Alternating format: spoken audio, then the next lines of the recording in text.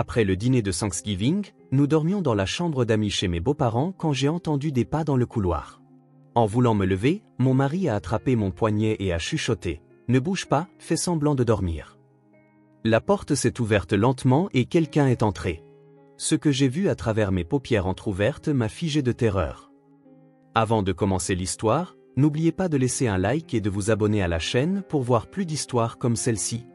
Le manoir de la famille Harrison, niché dans le quartier résidentiel et tranquille de Greenwich, dans le Connecticut, resplendissait magnifiquement sous le soleil d'un après-midi d'automne. Nicole Harrison avançait main dans la main avec son mari, Robert, lorsqu'ils sonnèrent à la porte familière. « Oh, soyez les bienvenus !» Dès que la porte s'ouvrit, le sourire chaleureux de Patricia les accueillit tous les deux. Sa belle-mère, Patricia, avait les cheveux impeccablement coiffés comme toujours, portait un chemisier élégant, et l'arôme de cuisine maison s'échappait de son tablier. Nicole fit une bise légère à sa belle-mère sur la joue. Bien que 4 ans se soient écoulés depuis son mariage avec Robert, cet accueil chaleureux continuait de lui toucher le cœur. « J'avais si hâte que vous arriviez tous les deux. J'ai préparé un roast beef spécial aujourd'hui. Ta cuisine me manquait, maman. » Robert afficha un sourire d'enfant devant sa mère.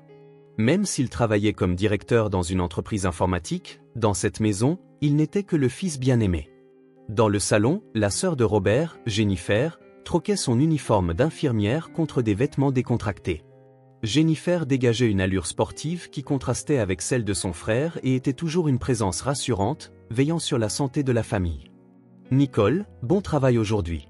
Je viens de finir mon service de nuit, alors j'ai peut-être l'air un peu endormi. Mais toi, tu vas bien ?» Peut-être en raison de sa profession, Jennifer se souciait toujours de la santé des autres. « Merci. Mais je vais parfaitement bien, » répondit Nicole avec un sourire. Pour elle, très occupée par son quotidien de comptable, ce temps en famille était plus précieux que tout. Patricia, avec la rigueur méthodique d'une ancienne employée de banque, organisait toujours des dîners de famille le 2e dimanche de chaque mois. Cette tradition perdurait depuis avant le mariage de Robert, et Nicole y avait été naturellement intégrée. « Le dessert d'aujourd'hui est ton cheesecake préféré », lança Patricia avec un clin d'œil à Nicole. « Puisque tu disais vouloir apprendre la recette, nous le préparons ensemble un de ces jours. » Nicole fut touchée. Sa belle-mère se souvenait de ses préférences en détail et lui montrait toujours une attention particulière. Elle se sentait véritablement bénie d'avoir une famille si chaleureuse. « Patricia, merci beaucoup. Laisse-moi t'aider. »« Oh, tu es notre invitée, » répondit Patricia en secouant la tête. « Mais oui, pour le Noël prochain, je te demanderai de préparer ta fameuse tarte aux pommes. » Robert écoutait la conversation de sa famille avec satisfaction. Pour lui, voir sa femme, sa mère et sa sœur s'entendre si bien était le plus grand des bonheurs. Très attaché à sa famille, peu importe à quel point il était occupé par son travail, il ne manquait jamais ses dîners mensuels. « Nicole, comment va le travail ces derniers temps ?» demanda Jennifer. « Les comptables doivent être bien occupés à cette période de l'année, n'est-ce pas ? » « Oui, mais c'est gratifiant. Tous mes clients sont gentils aussi, » répondit Nicole, ressentant un sentiment de sécurité similaire à celui qu'elle éprouvait avec cette famille. Patricia croisa les bras dans un geste songeur. « À ce propos, prenez-vous bien soin de votre santé tous les deux ? Surtout toi, Robert, tu m'as l'air un peu amaigri dernièrement. »« Ne t'inquiète pas, maman.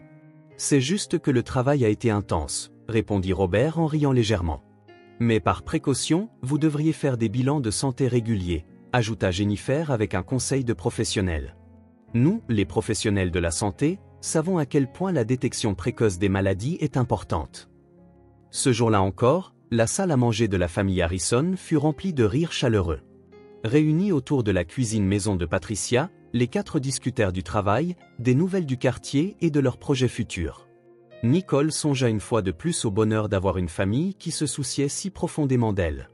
Imaginez gagner 10 000 $ par mois juste avec YouTube, et tout ça depuis chez vous. C'est exactement ce que j'ai fait avec ces histoires. Sans montrer mon visage, sans utiliser ma voix. Consultez le lien dans la description si vous êtes curieux. Même sans lien de sang. Lorsque novembre arriva, l'air de la Nouvelle-Angleterre devint nettement plus froid, et les arbres des rues se teintaient de magnifiques couleurs dorées. À seulement 2 semaines de Thanksgiving, la famille Harrison commença ses préparatifs annuels élaborés. « Nicole, qu'en penses-tu pour cette année ?» demanda Patricia au téléphone. « Passons la nuit ici pour préparer comme d'habitude. Je veux que ce soit particulièrement grandiose cette année. Nicole consulta son agenda tout en tenant le combiné. Bien sûr, Patricia. Cette année, je veux aussi préparer quelque chose de spécial. Que dirais-tu d'une farce pour la dinde? Oh, quelle merveilleuse idée! La voix de Patricia s'illumina. C'est encore mieux quand toute la famille participe à la cuisine. Je vais contacter Jennifer aussi et lui demander de faire sa fameuse sauce au canneberge. Le soir même, quand Robert rentra du travail, Nicole lui raconta avec enthousiasme les plans pour Thanksgiving. Ta mère est vraiment douée en cuisine. J'attends Thanksgiving avec impatience chaque année. Robert sourit en voyant l'expression ravie de sa femme. Maman te considère comme sa propre fille. Ça va être un Thanksgiving animé cette année. La semaine suivante, Nicole quitta le travail plus tôt et se rendit dans une épicerie fine pour acheter les ingrédients de la farce, de la chapelure, du céleri, des oignons et diverses herbes spéciales. Déterminée à faire plaisir à sa belle-mère, elle sélectionna les meilleurs ingrédients. Nicole. En se retournant, elle vit Jennifer en uniforme d'infirmière qui lui faisait signe. Apparemment, elle faisait des courses avant son service de nuit. Son chariot contenait des boissons énergisantes et des encas légers. Les préparatifs de Thanksgiving? C'est ça. Je prépare la farce pour la dinde. Et toi? Les ingrédients pour la sauce au canneberge. Jennifer baissa la voix. Maman m'a aussi demandé d'acheter un vin spécial. C'est peut-être le dernier Thanksgiving où toute la famille sera réunie. Le dernier? Nicole pencha la tête. J'envisage de changer de travail l'année prochaine, donc mon emploi du temps pourrait changer, expliqua Jennifer à la hâte. Quoi qu'il en soit, je veux que le Thanksgiving de cette année soit spécial. La veille de Thanksgiving, Nicole et Robert arrivèrent à la maison des Harrison en début d'après-midi. En ouvrant la porte d'entrée, ils virent que Patricia commençait déjà à préparer la dinde, et la cuisine était remplie de l'odeur parfumée du beurre. « Oh, vous êtes en avance !» les accueillit Patricia, essuyant ses mains enfarinées sur son tablier. « Timing parfait. Préparons la farce ensemble. » Nicole retroussa ses manches et commença à hacher le céleri. Une conversation naturelle s'engagea entre les deux femmes, avec une intimité semblable à celle d'une vraie mère et sa fille. « Patricia, pourrais-tu m'apprendre la recette pour les fois où Robert et moi fêterons Thanksgiving juste tous les deux à l'avenir? » Bien sûr. Patricia sourit doucement. Mais je veux que vous veniez toujours ici. Une famille, c'est mieux quand elle est réunie. En fin d'après-midi, Jennifer rentra du travail. Elle portait un grand sac en papier d'où dépassaient plusieurs bouteilles de vin fin. Bon retour à la maison, Jenny. Robert prit les paquets de sa sœur. Tu as acheté pas mal de choses. Cette année est spéciale, dit Jennifer avec un sourire entendu. Maman, j'ai aussi acheté le vin dont tu parlais. Patricia se retourna. Merci. Le vin de cette année est vraiment spécial, Nicole. C'est un millésime rare d'un vieux château français. Après le dîner, les quatre se détendirent dans le salon tout en confirmant le programme du lendemain. Patricia prenait des notes méticuleuses en organisant un planning. Nous mettrons la dinde au four à 6 heures du matin, puis nous commencerons à préparer les accompagnements vers 8 heures. La farce de Nicole ira dans la dinde vers 10 heures. Je préparerai ma sauce au canneberge à la première heure, ajouta Jennifer. Oh, Nicole, comment te sens-tu ces derniers temps? Tu as l'air un peu fatiguée. Je vais bien. Juste occupée par le travail, répondit Nicole d'un ton léger. En effet, elle avait récemment fait des heures supplémentaires pour la clôture de l'exercice fiscal. Ne te surmène pas, dit Patricia avec inquiétude. Demain, tu devrais bien te reposer et manger plein de bonnes choses. C'est vrai, s'exclama Jennifer en tapant dans ses mains. Réjouis-toi aussi de la tarte à la citrouille spéciale de maman. Cette année, j'ai utilisé des épices spéciales. Robert posa sa main sur l'épaule de sa femme. Voir à quel point ma famille t'aime me rend heureux, moi aussi. Alors que la nuit tombait, la famille se dirigea vers ses chambres respectives. Nicole et Robert furent conduits à la chambre d'amis du deuxième étage. Ils avaient l'habitude de passer du temps dans cette pièce, et pour eux deux, c'était comme une seconde maison. J'ai hâte d'être à demain, dit Nicole en s'asseyant sur le lit. Pouvoir passer du temps avec une famille si chaleureuse me rend vraiment heureuse. Robert prit la main de sa femme. Je suis heureux que tu aimes cette famille. Maman et ma sœur te considèrent comme un vrai membre de la famille. Dehors, la nuit tranquille qui annonçait le matin de Thanksgiving s'épaississait. Demain serait sûrement une journée merveilleuse. La cuisine préparée avec amour par Patricia, la prévenance de Jennifer, et un moment chaleureux passé avec toute la famille. Nicole s'endormit avec un sentiment de bonheur. Le matin de Thanksgiving commença au son du réveil de Patricia. À 5h30 du matin, alors qu'il faisait encore sombre dehors, les préparatifs de la dinde avaient déjà commencé dans la cuisine. Nicole se leva également tôt et commença à préparer la farce promise. « Bonjour, Nicole. » Patricia lui offrit un café chaud. « As-tu bien dormi ? » ?»« Oui, merci. J'espère que cette farce sera réussie. »« Elle le sera. »« Tu es doué, » l'encouragea doucement Patricia. « Moi aussi, je ratais tout le temps au début. » La matinée se passa avec toute la famille affairée en cuisine. Robert s'occupait des tâches lourdes qui nécessitaient la force d'un homme, tandis que Jennifer préparait efficacement les accompagnements les uns après les autres. La cuisine débordait d'énergie et de rire constant. « Ça sent merveilleusement bon, » dit Nicole en jetant un œil à la dinde. Cette année, elle a l'air particulièrement délicieuse. « J'ai utilisé des épices secrètes, » lança Patricia avec un clin d'œil. C'est une recette de famille transmise de génération en génération. À 15h, le magnifique dîner de Thanksgiving était enfin prêt. Sur la table de la salle à manger, des plats colorés étaient disposés autour de la dinde dorée, pièce maîtresse du repas. Purée de pommes de terre, gratin de haricots verts, sauce au canneberge et la farce de Nicole. Portons un toast. Robert leva son verre de vin bien haut. À notre merveilleuse famille et à ce délicieux repas, avec gratitude. Santé. Les voix des quatre résonnèrent. Patricia servit le vin spécial à tout le monde. Le vin rouge profond dégageait l'arôme riche caractéristique d'un grand millésime. Ce vin a un goût un peu trop acide, murmura Nicole après avoir pris une gorgée. Vraiment ? Robert prit nonchalamment le verre de sa femme et l'échangea avec le sien. Il me semble parfait. Oh, mon Dieu, Nicole. Le vin ne te convenait pas ? Demanda Patricia avec inquiétude. Non, ça va. Je suis probablement juste fatiguée. Le repas se déroula agréablement. Ils parlèrent de souvenirs de famille, des nouvelles du travail et de leurs projets pour l'année suivante. Cependant, Nicole commença à se sentir un peu somnolente à mi-parcours. Que diriez-vous d'une part de tarte à la citrouille pour le dessert ? Jennifer apporta une grande tarte. Tu es probablement rassasié, non ?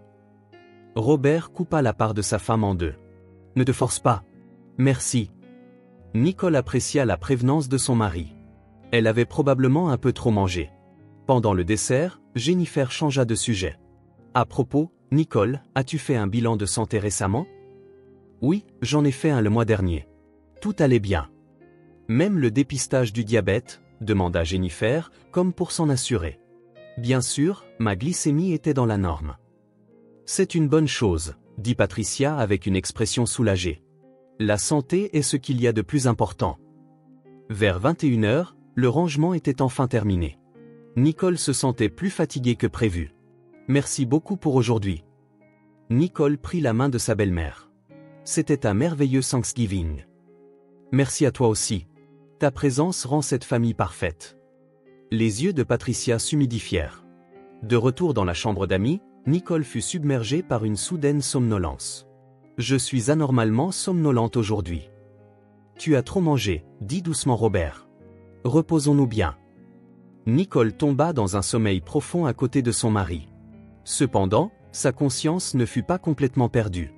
Tard dans la nuit, de légers bruits de pas se firent entendre dans le couloir.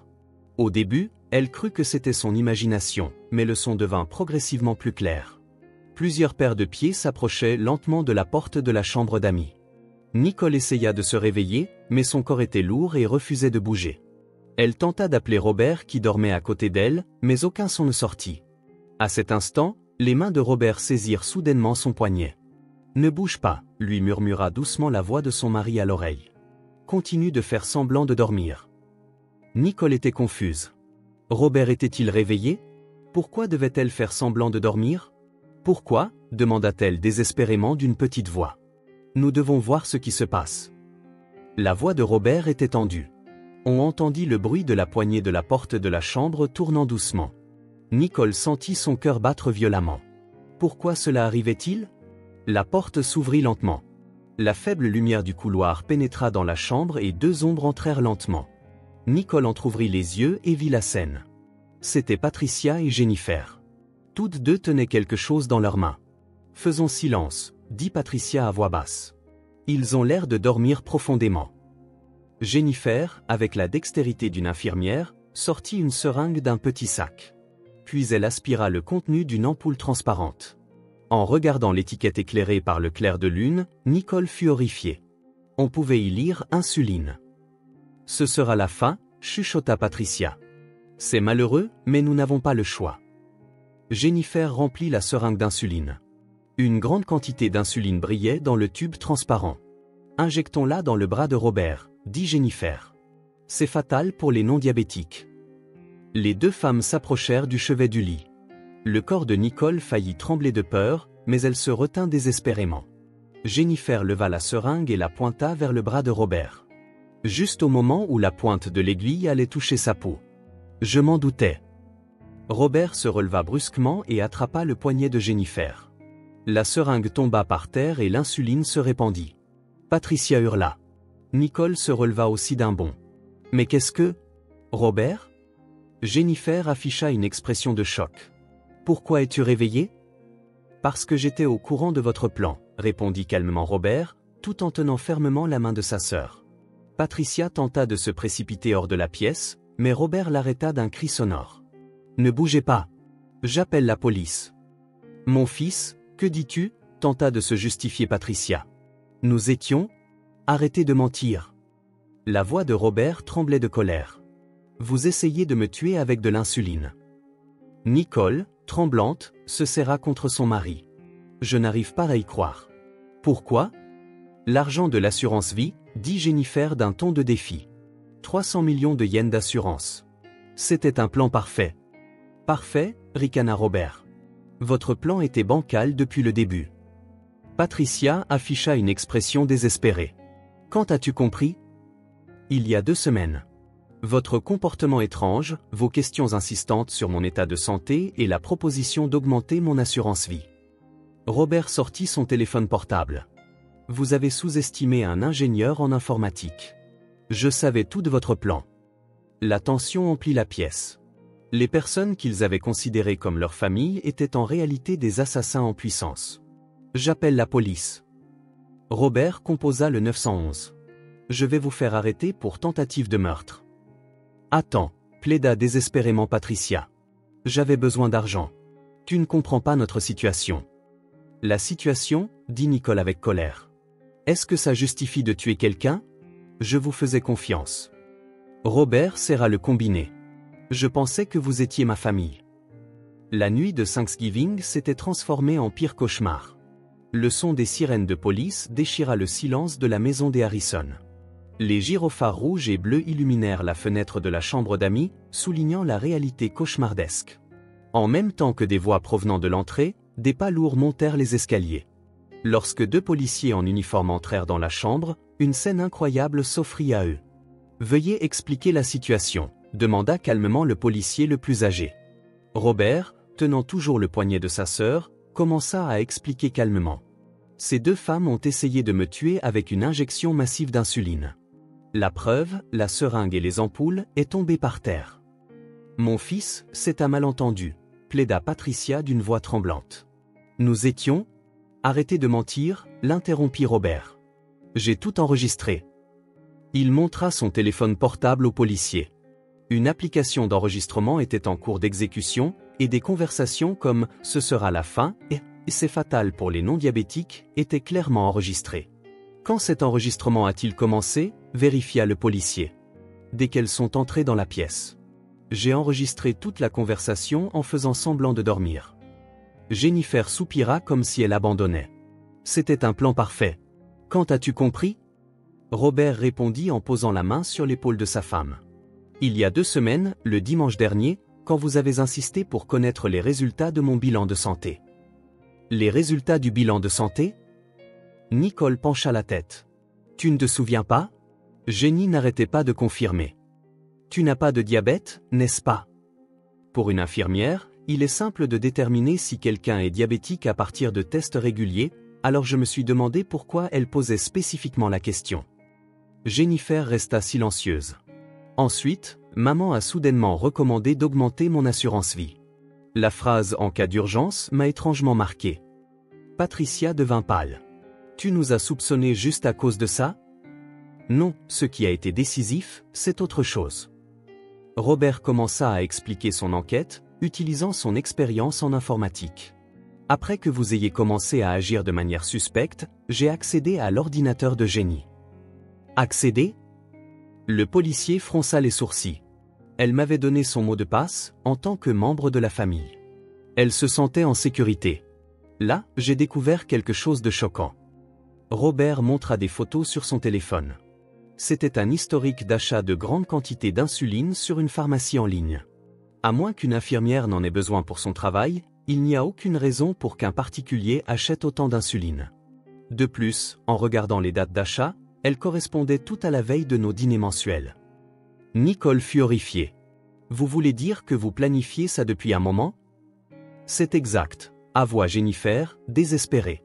Mais à chaque fois, le moment était mal choisi et nous ne pouvions pas passer à l'acte. Cette fois, passer la nuit ici pour Thanksgiving semblait être l'occasion parfaite. Pourquoi? Demanda Nicole en larmes. Pourquoi avez-vous essayé de nous tuer? Patricia répondit d'une voix lourde. L'argent. Nous avions besoin des 300 millions de yens de l'assurance vie de Robert. Pourquoi faire? Nous avons des dettes, dit Patricia en baissant les yeux. Provenant d'investissements illégaux durant mes années à la banque. Nous portons une dette énorme. Sans cela, nous ferons faillite, ajouta Jennifer. À l'hôpital aussi, je suis soupçonné de vol de médicaments. Ça va bientôt se savoir. Si nous avions eu de l'argent, tout aurait pu être résolu. Alors, vous avez prévu de me tuer? La voix de Robert était glaciale. Je suis désolé, s'effondra Patricia en pleurant. Mais il n'y avait pas d'autre moyen. Le policier dit en mettant les preuves dans des sacs, une surdose d'insuline est certainement fatale. C'est une tentative de meurtre avec préméditation. Comment comptiez-vous procéder ce soir? Robert posa sa dernière question. Jennifer répondit, injecter l'insuline pour provoquer la mort par coma hypoglycémique. Le matin, découvrir un décès par arrêt cardiaque soudain. Comme je suis infirmière, nous pensions que la cause du décès ne serait pas remise en question. Avez-vous aussi mis des somnifères dans le vin? Seulement dans le verre de Nicole, admit Patricia. Nous avions prévu de te donner du vin normal. Mais tu as échangé les verres. Nicole dit d'une voix tremblante, vous alliez me tuer aussi? On ne pouvait pas avoir de témoins, dit Jennifer d'un ton de défi. Méprisable, dit Robert avec colère. Vous avez fait semblant d'être une famille et avez continué à nous tromper. Je suis désolé. Patricia tomba à genoux. Mais je vous ai vraiment aimés tous les deux. L'amour? Nicole se leva. Vous tuez les gens que vous aimez pour de l'argent? Le policier sortit des menottes. Patricia Harrison. Jennifer Harrison. Vous êtes en état d'arrestation pour tentative de meurtre. Attendez. Jennifer montra une dernière résistance. Preuves insuffisantes. Personne n'est mort. La tentative de meurtre reste un crime grave, répondit calmement le policier. De plus, c'est prémédité et hautement malveillant. Alors qu'on lui passait les menottes, Patricia se retourna. Robert, je suis vraiment désolé. J'ai échoué en tant que mère. Robert ne répondit pas. Nicole s'agrippa au bras de son mari en pleurant. Pourquoi as-tu attendu jusqu'à ce soir alors que tu savais? Demanda Nicole à son mari. J'avais besoin de preuves solides. Je devais prouver leur complot et enregistrer le crime en flagrant délit. De simples soupçons n'auraient pas suffi pour des poursuites. C'était dangereux. C'était pour te protéger. Et aussi, je voulais confirmer ce que tu croyais vraiment, qu'elles étaient ta famille. Le bruit des policiers emmenant les deux femmes s'estompa. Jamais ils n'auraient imaginé que la nuit de Thanksgiving se terminerait ainsi. Que allons-nous faire maintenant? Murmura Nicole. Commençons une nouvelle vie, dit Robert en enlaçant sa femme. Avec une famille vraiment digne de confiance. Dehors, la nuit de Thanksgiving laissait tranquillement place à l'aube. Un an plus tard, à Thanksgiving, la salle à manger de leur nouvelle maison dans une petite ville du New Hampshire était baignée par la chaude lueur des bougies. 2 couverts étaient dressés sur la table. C'était un dîner de Thanksgiving modeste, mais fait maison et avec amour. Santé, dit Robert en levant son verre de vin au début d'une nouvelle famille. Santé, répondit Nicole avec un sourire. Son ventre était bien arrondi. La date d'accouchement approchait. Un an après ce Thanksgiving cauchemardesque, Patricia Harrison et Jennifer Harrison avaient été condamnées à 15 ans de prison pour tentative de meurtre avec préméditation. Leur dernier mot au tribunal restait gravé dans le cœur de Nicole. L'argent est tout, avait froidement déclaré Patricia depuis le banc des accusés. L'amour, au final, n'est qu'une illusion. Depuis ce jour, Nicole n'avait plus jamais remis les pieds dans la maison de sa belle famille. Robert avait également coupé tout lien avec sa mère et sa sœur. Le couple avait décidé de commencer une nouvelle vie dans une nouvelle ville. Quand ta famille de confiance t'a trahi, comment t'es-tu senti, lui avait demandé une amie le mois dernier. Désespérée, avait répondu honnêtement Nicole. Mais en même temps, j'étais reconnaissante que Robert m'ait fait confiance et ait essayé de me protéger. J'ai appris que la vraie famille n'est pas une question de lien du sang. Robert travaillait dans une nouvelle entreprise développant des systèmes de sécurité. L'expérience de cet incident avait changé son approche du travail. Il se consacrait avec encore plus de passion au développement de technologies pour protéger les gens. « Je suis heureux que tu aies été là », dit Robert en prenant la main de sa femme. « Si tu ne m'avais pas fait confiance cette nuit-là, nous serions probablement tous les deux morts. »« Toi aussi », répondit Nicole, les larmes aux yeux. « Prendre un tel risque pour moi ?» Entre eux existait un lien profond que seuls les couples ayant surmonté de telles épreuves peuvent partager. C'était une véritable relation de confiance, non influencée par l'argent ou les liens du sang. « Donnons à cet enfant un véritable amour », dit Nicole en caressant son ventre. « Je veux lui enseigner l'amour inconditionnel, pas l'argent ou le profit. » Oui, acquiesça Robert. Nous avons construit une relation où nous nous faisons vraiment confiance. Transmettons l'importance de telles relations humaines à cet enfant aussi. Dehors, la première neige avait commencé à tomber. Le bébé devait naître le mois suivant. Il savait que ce serait un garçon. Et pour le prénom, sourit Nicole. Un prénom qui signifie espoir serait bien, répondit Robert. Parce qu'il est notre nouvel espoir. Ils s'étaient peu à peu rapprochés de leurs voisins. Le couple Miller, leurs voisins, aimait Nicole et Robert comme leurs propres enfants. Bien qu'il n'y ait aucun lien de sang, c'était une relation semblable à une vraie famille. La famille, c'est étrange, murmura Nicole. Certaines personnes avec des liens de sang ne sont pas dignes de confiance, tandis que d'autres, sans lien de sang, le sont complètement. Oui, c'est peut-être la chose la plus importante que nous ayons apprise. Depuis cet incident, les deux ne célébraient plus Thanksgiving de manière extravagante. Au lieu de cela, ils chérissaient le temps calme passé juste tous les deux. Une cuisine maison et sincère plutôt que des plats sophistiqués. Du temps avec des personnes de confiance plutôt qu'avec de nombreux parents. Aussi modeste soit-elle, c'est notre vraie famille. Nicole regarda la table. L'année prochaine, nous fêterons Thanksgiving à 3, dit joyeusement Robert. Ce sera sûrement un merveilleux Thanksgiving. La flamme de la bougie vacilla doucement. La neige continuait de tomber dehors, mais à l'intérieur de la maison, il faisait chaud et paisible. Cette nuit de cauchemar avait finalement renforcé leur lien. Elle leur avait appris l'importance de l'amour pur et des relations de confiance, non liées par l'argent, le statut ou le sang. Voilà ce que Thanksgiving devrait vraiment être, dit doucement Nicole. Un jour pour partager notre gratitude la plus sincère avec les personnes qui la méritent vraiment. Oui, je suis reconnaissant de t'avoir rencontré, de pouvoir être ensemble comme ça, et d'être béni par une nouvelle vie. Je suis reconnaissant pour tout.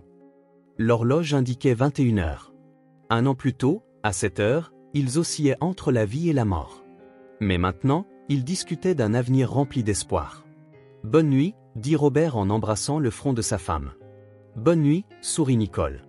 La nouvelle vie de deux personnes qui avaient appris ce que signifie la vraie famille se poursuivait tranquillement. Une vie remplie d'amour et de confiance, non dominée par l'argent ou les liens du sang.